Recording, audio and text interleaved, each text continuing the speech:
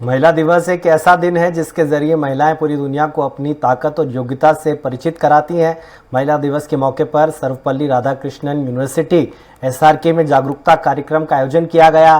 कार्यक्रम में senior IPS और मध्य प्रदेश के एडिशनल जनरल ऑफ पुलिस प्रज्ञा ऋचा श्रीवास्तव ने महिलाओं के प्रति समाज की सोच और बदलावों के बारे में बताया।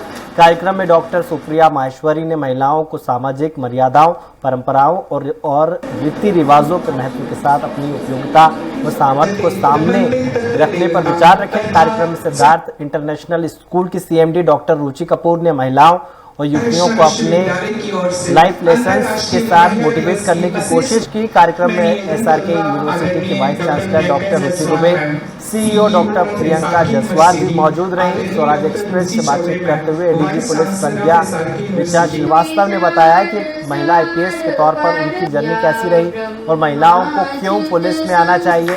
स्वराज एक्सप्रेस से बातचीत करते हुए रेडियोलॉजिस्ट और कार्यक्रम की प्रमुख अतिथि डॉक्टर सुप्रिया माहेश्वरी ने महिलाओं को पुरुषों की बराबरी करने के साथ कुछ हिदायतें भी दी। सिद्धार्थ इंटरनेशनल स्कूल की सीएमडी डॉक्टर रुचि कपूर ने भी स्वराज एक्सप्रेस के दर्शकों को महिला दिवस की शुभकामनाएं दी। महिलाओं को स्पेशली जो यंग हमारे यहाँ की फीमेल्स हैं उनको ये संदेश ज़रूर देना चाहूँगी कि स्वतंत्रता और स्वच्छंदता ये बहुत अलग चीज़ होती है, इसको समझने की ज़रूरत है। स्वतंत्रता में मर्यादा और संस्कार ये दोनों साथ होते हैं और स्वच्छंदता में अब मर्यादा छूट जाती है। नारी शक्ति जो है उसमें बहुत ऊर्जा है, बहुत ऊर्जा है। जैसे हम अपनी देवी माँ को पूजते हैं वो ऊर्जा को ही पूजा जाता है। तो जब ऊर्जा मर्यादा त्याग देती है या मर्यादा उससे छूट जाती है तो उसके बाद कितना विध्वंस होता है ये हम सब जानते हैं। नदी को हम माँ कहते हैं, धरा को हम माँ कहते हैं। जब धरती मर्यादा छोड़ती है तो भूकंप आता है। मेरा सबसे बड़ा मानना ये है कि महिला दिवस सिर्फ एक ही दिन नहीं है जब हम औरतों की रिस्पेक्ट करें, उनको सेलिब्रेट करें। औरतों को हर दिन सेलिब्रेट और रिस्पेक्ट करना चाहिए। एक चीज़ और भी जो मैं बहुत मानती हूँ वो ये है कि औरतें अपनी इंडिविजुअलिटी पे फोकस करें। We are all human beings at the end of the day. तो ये डिवीज़न, ये बाइफिकेशन अगर हम खुद क्रिएट करेंगे कि हम कुछ स्पेशल हैं या हम कुछ अलग कर रहे हैं, वो नहीं होना चाहिए। when we are professionals, we all are equals. Whether it is a man or it is a woman, if they are doing well, they should be regarded for that, not for being a woman or a man. महिला दिवस एक ऐसा अवसर होता है जब महिलाओं को अपनी उपलब्धियां, अपनी उपस्थिति दिखाने का मौका मिलता है। हमारे साथ मौजूद हैं प्रज्ञा ऋचा श्रीवास्तव जी, 1991 बैच की आईपीएस हैं, वर्तमान में एडीजी हैं। मैम, आईपीएस सेवा में आप तब आई जब बहुत मुश्किल हुआ करता था और उस वक्त आपने आईपीएस ज्वाइन की। जनरली आईएएस या अन्य सेवाएं प्रेफर की जाती हैं, तो वुमेन्स डे पर महिलाओं के लिए आईपीएस में क्या संभावना है और आपका क्या अनुभव रहा है? सबसे पहले तो हमारे जितने भी श्रोता देख रहे हैं सभी को महिला दिवस की बहुत बहुत बधाई, शुभकामनाएं। और मैं सिर्फ बच्चियों या महिलाओं के लिए नहीं कह रही हूँ, मैं समाज के सभी महानुभावों को ये बधाई दे रही हूँ। महिला दिवस मेरे लिए नारीत्व का जश्न है और ये जश्न तभी संभव है जब जो महिला या बच्ची है उसको परिवार का संबल मिले और परिवार में जश्न मने। जहाँ तक आईपीएस का और महिला का सवाल है तो सिर्फ आईपीएस ही नहीं, मुझे 31 इयर्स हो गए एक्टिव नौकरी के और मैं बता सकती हूँ कि एक दिन भी ऐसा नहीं हुआ जब मुझे ऐसा लगा हो कि मैंने गलती की हो इस नौकरी में आकर। क्योंकि ये वो ऐसी जगह है जहाँ बिल्कुल कटिंग एज पे जब जो बच्चियाँ या महिलाएं या जो हमारी पीड़िताएं हैं जो बिल्कुल जब दुखी हो जाती हैं या परिवार दुखी हो जाते हैं तो हमारे पास आते हैं।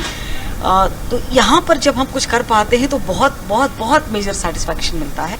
उदाहरण के तौर पे यदि कोई बच्ची अकेले जा रही हो और उसे ऐसा लगे कि उसका कोई पीछा कर रहा है और सामने 2 पुरुष पुलिस वाले खड़े हों और कहीं थोड़ी और दूर एक महिला पुलिस वाली खड़ी हो, तो मुझे बताने की आवश्यकता नहीं है कि वो बच्ची कहाँ जाएगी।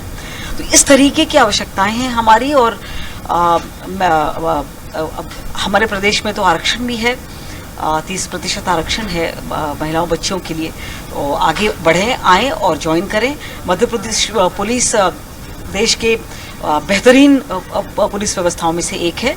एक और सवाल आता है, ये तो एक पक्ष हुआ कि जो नौकरी में है, लेकिन एक वो पक्ष है जो पीड़ित है, जिसको पुलिस से बहुत सारी उम्मीदें हैं, लेकिन हम देखते हैं कि महिलाएं आमतौर पर पुलिस के पास जाने से बचती हैं, अत्याचार उत्पीड़न सहती रहती हैं। और ऐसी स्थिति में आप क्या कहना चाहिए, क्या वो तरीका है कि महिला को यदि लगता है कि उसके साथ कहीं इनजस्टिस हो रहा है तो वो किस प्लेटफॉर्म पर अपनी आवाज उठाए ताकि उसकी आइडेंटिटी भी छिपी रहे, क्योंकि सबसे बड़ा खतरा तो उसके साथ आइडेंटिटी का रहता है, कहीं ये डिस्क्लोज ना हो जाए, बदनामी ना हो जाए। नहीं, आपने बहुत ही अहम सवाल किया है, बिल्कुल सही बात है।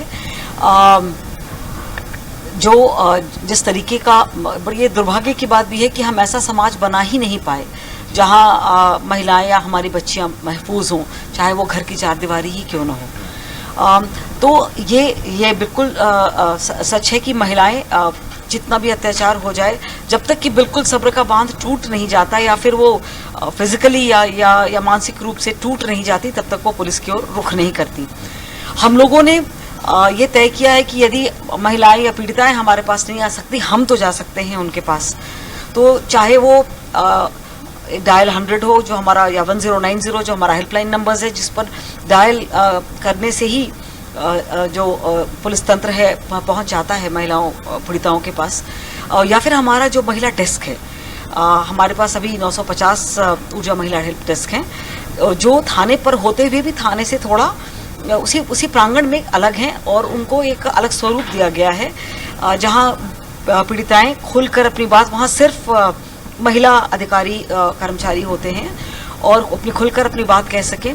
जहां तक नाम नहीं बताने का सवाल उठता है, तो जो यदि कोई ऐसी घटना घटित हुई है जिसमें कि हमें प्राथमिकी दर्ज करनी पड़ रही हो, तो नाम तो लिखना पड़ेगा।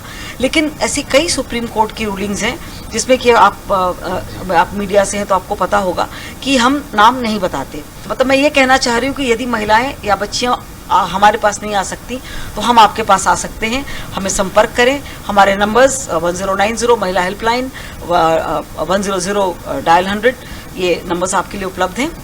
कृपया डायल करें और हमें बुलाएं, हम आपके पास आएंगे। Thank you madam. SRK university के विमेंस डे कार्यक्रम में एडीजी मैडम ने जो जानकारी दी वो काफ़ी अहम है, और सभी महिलाएं किसी भी स्तर पर यदि उत्पीड़न का, प्रताड़ना का शिकार हैं, वो बेखौफ होकर पुलिस की सहायता ले सकती हैं, और इसके लिए अनेक सरकार ने प्रबंध कर रखे हैं जिनकी जानकारी मैम ने दी। Thank you ma'am. Swaraj express से बात करें।